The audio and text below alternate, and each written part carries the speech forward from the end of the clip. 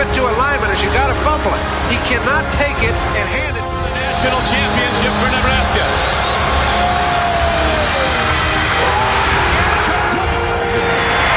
Home run ball. Jackson has it. The All-American tight end is going in, and Oklahoma takes the lead. Here's Homer Jordan lofting the 6-pointer.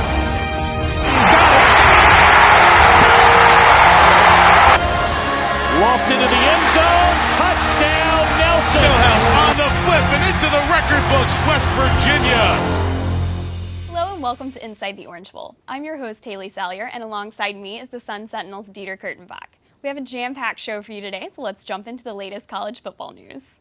We're past the halfway point in the 2012 regular season, and the first major milestone to crowning a BCS national champion has come and gone. After 7 weeks of action, the first BCS standings were released, and it shouldn't come as any surprise that an SEC team claimed the top spot. After all, the conference has held that for the past 6 seasons. National champion Alabama, ranked number 1 in the first BCS standings, are joined by fellow SEC members Florida, LSU, and South Carolina in the top 10. All in all, 7 SEC teams found their way into the initial BCS standings. Elsewhere in the top 25, Notre Dame has navigated one of the nation's toughest schedules and holds on to a top 5 spot in the standings. Rutgers and Louisville highlight 3 Big East teams to crack the first BCS poll, and future conference member Boise State is right where people expected them to be, ranked and winning games. But while college football's first half has certainly been an exciting one, there's still plenty of football left to be played, and those BCS standings are guaranteed to change between now and the end of the regular season. Since the inception of the BCS during the 1998 season, 24 of the 28 teams that went on to play in the BCS National Championship game were ranked in the top 5 of the initial standings. That's something to look out for. Here are some other games to look out for on the schedule, as they could impact the top 5 teams in their national championship game hopes. November 3rd is a big day for national championship hopefuls. Alabama travels to Baton Rouge to take on LSU, while the Oregon Ducks invade the Coliseum to face the USC Trojans.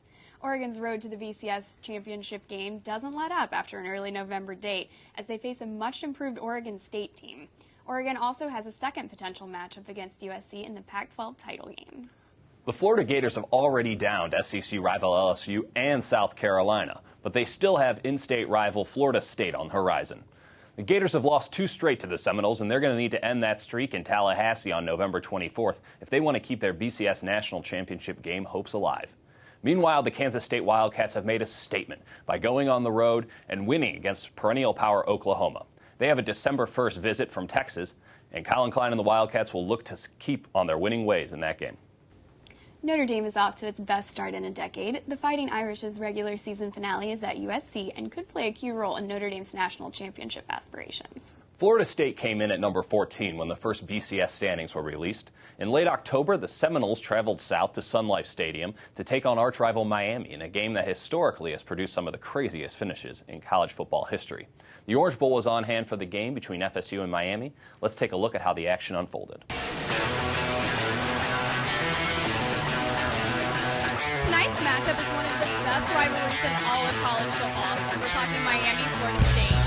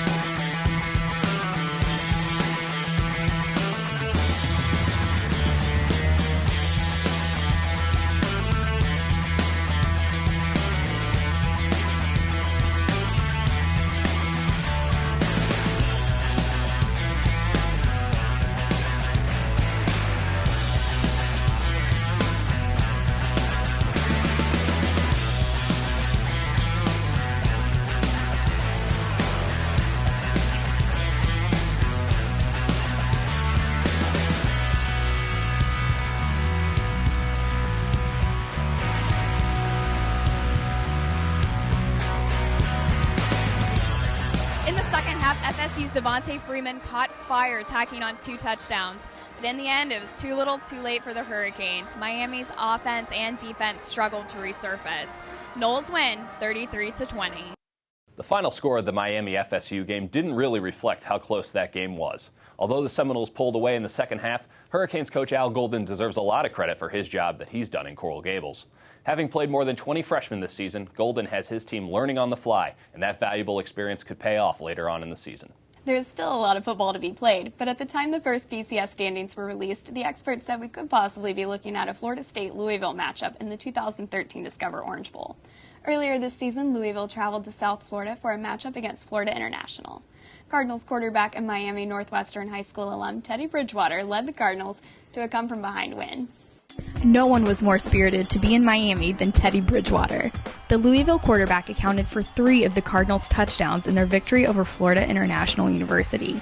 But before his time as a Cardinal, Bridgewater was a Northwestern High School standout. Bridgewater is a dual-threat quarterback that led Northwestern, one of South Florida's storied programs, to a state title as a sophomore. He finished his high school career with 2,606 passing yards and 22 touchdowns. He was ranked as the number 2 quarterback in the nation by Rivals. Bridgewater entered his freshman season at Louisville as a backup, but found himself thrown into action in the 4th game of the season. He rose to the challenge and exceeded expectations, finishing with the honor of Big East Rookie of the Year. Bridgewater spoke on being back in town, playing youth football with current teammates and opponents, and desiring to return to South Florida for the bowl season. Well, it feels good. I played about 7 times in the stadium in high school, so it felt good to be back here.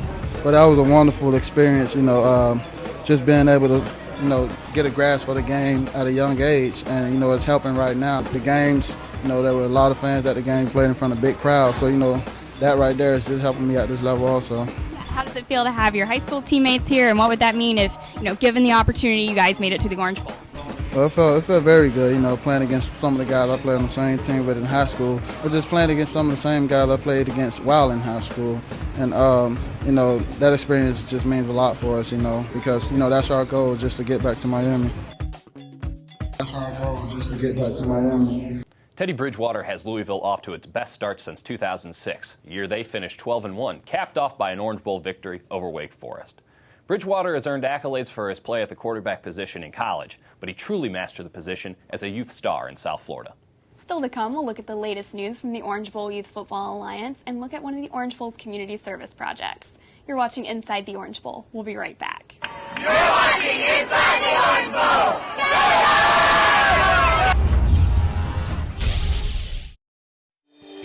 The Orange Bowl can be seen helping the community everywhere you turn. And it all starts right here.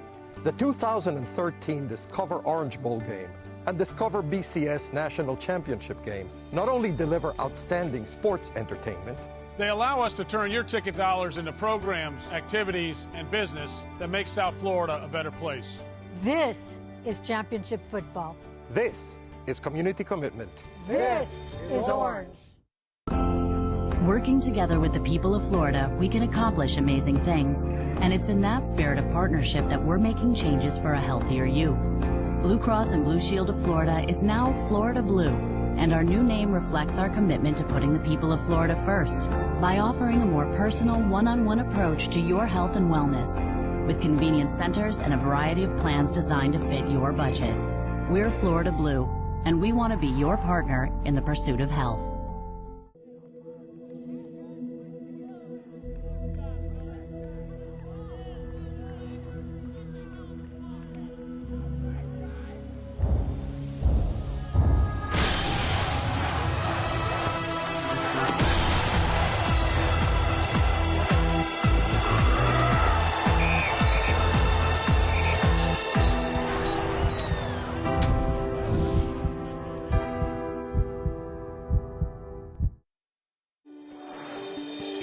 Legacy. It's what we build today so that tomorrow people will know what was important to us. I'm Jack Seiler. And I'm Ford Gibson. The Orange Bowl Legacy Program is our ongoing promise of commitment to the people of South Florida. We make that promise a reality through projects like the restoration of Moore Park in Miami and the upcoming renovation of Carter Park here in Fort Lauderdale. A better tomorrow for our community starts with a single shovel today. This is Orange. Welcome back to Inside the Orange Bowl. After the Palm Festival in the early 1930s and the inaugural Orange Bowl in 1935, the annual Classic became a mainstay in South Florida during the 1940s. Between 1940 and 1949, the Classic saw some of the most impressive individual performances and exciting endings in Orange Bowl history. I think we all remember that. Meanwhile, Georgia's Frank Sinkwich became the first Heisman Trophy winner to play in the Classic when he led the Bulldogs to a 40-26 victory over TCU. Sinkwich threw touchdown passes of 61, 60, and 15 yards and added a 43-yard touchdown run as he racked up 355 yards of total offense. That record stood until Geno Smith destroyed it in 2012. The 1946 Orange Bowl between Miami and Holy Cross ended on the final play of the game as Miami's Al Hudson returned an interception as time expired. Check out all the highlights from the 1940s in this week's Classic Archive.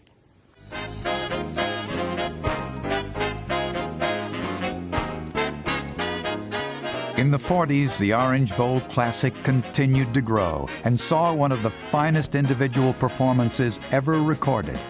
In 1942, future Heisman winner Frank Sinkwich played with a broken jaw and yet managed to chalk up 385 yards of total offense. Sinkwich played tailback, and he played with the mask to protect his broken jaw. To throw the ball back then, the rules required that you had to be behind the line of scrimmage, I think 5 yards, so you couldn't just rise up at the quarterback position and throw the ball. But he was not recognized for having great speed in the open field as far as sprinters running down the field, but he had the most fantastic quickness that in 5 yards, 3 yards, he was at top speed. 1946 marked the city's centennial celebration, and the local Hurricanes brought home a 13-6 Orange Bowl victory over tough Holy Cross. Fans were treated to what, to this day, is considered perhaps the most exciting finish in Orange Bowl history. Tailback drops back and fires a pass to his receiver, but the ball gets away, and Miami's Al Hudson intercepts and heads for the sidelines. As the final gun is popped, he continues his race to glory. One play becomes a legend for Miami's Al Hudson. And who can forget when Hall of Fame coach Tom Landry played in the Orange Bowl in '49. He helped Texas crush Georgia 41-28 by rushing for 119 yards and scoring the Longhorns' second touchdown. Tom Landry led the Longhorns to victory in the 1949 Classic, and then he went on to have a Hall of Fame NFL coaching career. Landry is one of 20 Orange Bowl veterans who would be inducted into the NFL Hall of Fame, and that number is sure to grow with the likes of Tom Brady of Michigan and Peyton Manning of Tennessee having surefire Hall of Fame careers. Like their professional counterparts, the kids of the Orange Bowl Youth Football Alliance look a little different on the field during the month of October. Pink takes over the gridiron in support of breast cancer awareness, and the same goes for the Orange Bowl Youth Football Alliance. In this week's Doctors Hospital Spotlight, we take a look at the Orange Bowl Youth Football Alliance's support of Breast Cancer Awareness Month. Of course, October is Breast Cancer Awareness Month, so we're all supporting it. We wear pink to show that we're aware of the cause, and we do support it. We've ordered pink gear for our team. We have the socks, the shoelaces, wristbands, under-eye pinks, the decals on the back of the helmets, and mouthpieces. And we want our boys to be aware that this is a problem and what it is, and that we support it. And then also they get to look at the NFL players and see that they're supporting the cause as well. It's across Extreme, every football league, not just Extreme. It should be every park, every NFL, high school, middle school, whoever's participating in sports in the month of October should be wearing pink. A lot of them had aunties, grandmothers, sisters, or somebody who had been affected by it, and they were actually excited. And the one thing that we found is that they just did not want the pink. We had some people that actually requested the bows themselves, so that was a really good thing as well. Who house this is? Who house this is? Who house this is? The kids of the Orange Bowl Youth Football Alliance not only rock their pink gear during October like their NFL heroes, but they also practice like pros. To get ready for their time under the lights on Saturday, the Orange Bowl YFA kids put in hours of practice during the week. This week, the Orange Bowl headed out to Miami Lakes to visit the Jaguars and get a first-hand look of what it takes to play like a pro in this week's Metro PCS Play of the Day. Today's Metro PCS Play of the Day comes from the Miami Lakes Pee Wee Jaguars, who show us the importance of blocking at the point of attack on a quarterback keeper. Hernandez, the third guy in, always a good target. Tebow fakes the throw, carries for a first down. And go to the quarterback draw, fake it, and look at the block right there by number 56, Marquise Pouncey, the center. The Jaguars do a great job of controlling the line of scrimmage. The right guard and the right tackle easily take on their blocks and secure the inside as the quarterback slides outside the pocket on the designed run. On the outside, the wide receiver engages his defender and seals the crease, creating a huge hole for the quarterback. Once through the hole, the quarterback has just one man to beat as he takes it to the house. Still to come, we'll sit down with Al Dodson Jr. and check out the Orange Bowl's latest community service project. You're watching Inside the Orange Bowl. We'll be right back.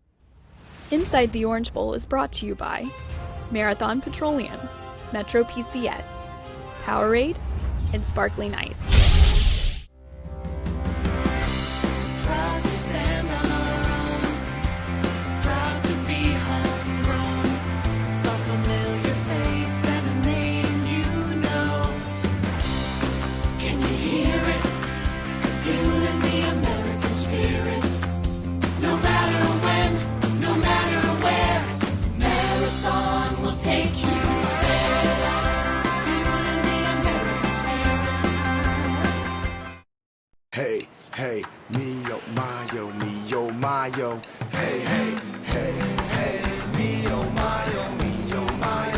Hey, hey, hey, hey, me, oh my, yo. Hey, hey, hey, hey, me, oh my, he go, she go, we go, everybody go, hey, hey, me, oh my, yo. Hey, hey, hey, hey, me, oh my, yo. Hey, hey.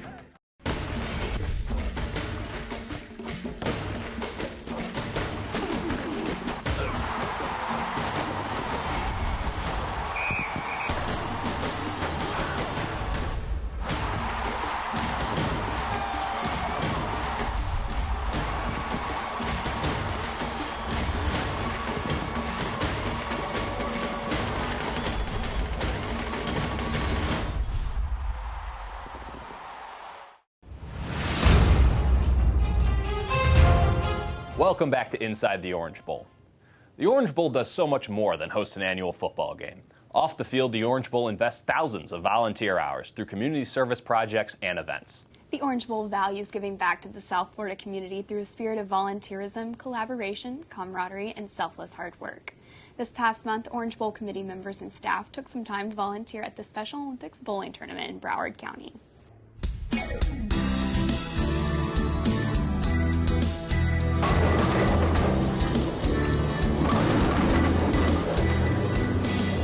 We're at the Special Olympics bowling tournament today, and athletes from all over Florida have joined us. The Orange Bowl loves taking place in this event, and we're excited to see all of their skills today.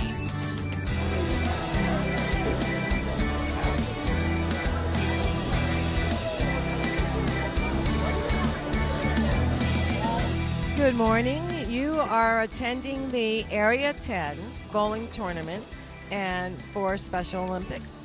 Included in those areas are athletes from Broward County, Palm Beach County, Martin, St. Lucie, and Indian River counties. Today we'll have about 850 athletes and Unified Partners bowling together. And all of the athletes have been training since July or August. They all attended a county competition last month, and now this is the area competition.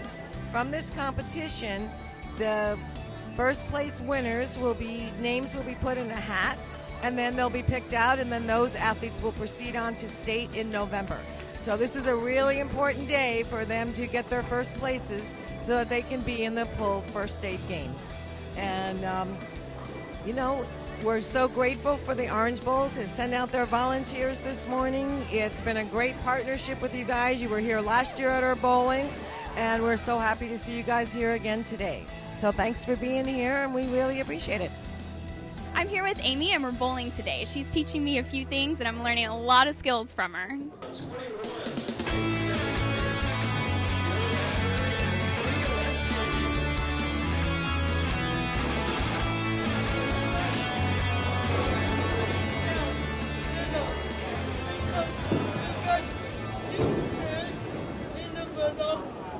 Goes nothing.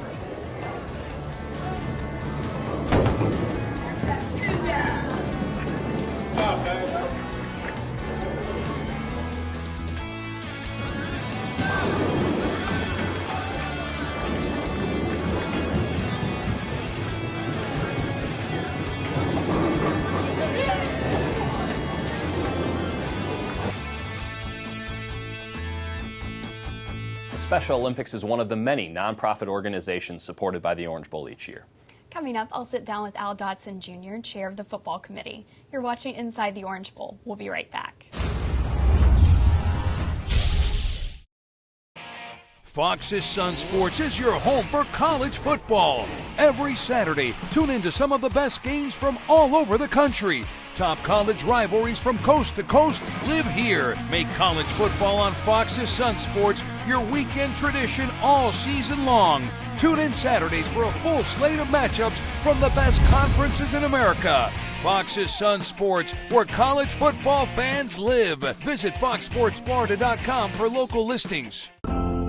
Working together with the people of Florida, we can accomplish amazing things. And it's in that spirit of partnership that we're making changes for a healthier you. Blue Cross and Blue Shield of Florida is now Florida Blue, and our new name reflects our commitment to putting the people of Florida first by offering a more personal, one-on-one approach to your health and wellness, with convenience centers and a variety of plans designed to fit your budget. We're Florida Blue, and we want to be your partner in the pursuit of health.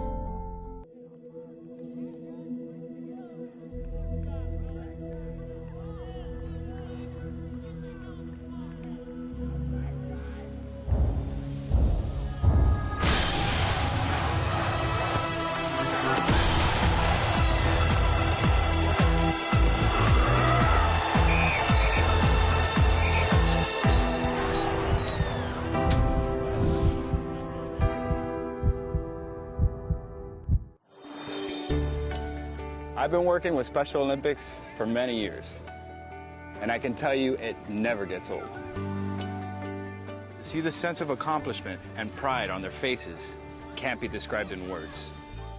And the fact that Orange Bowl is here to support us is so important. Take a look around. If this isn't orange, I don't know what is. Orange Bowl, supporting Special Olympics. This is orange.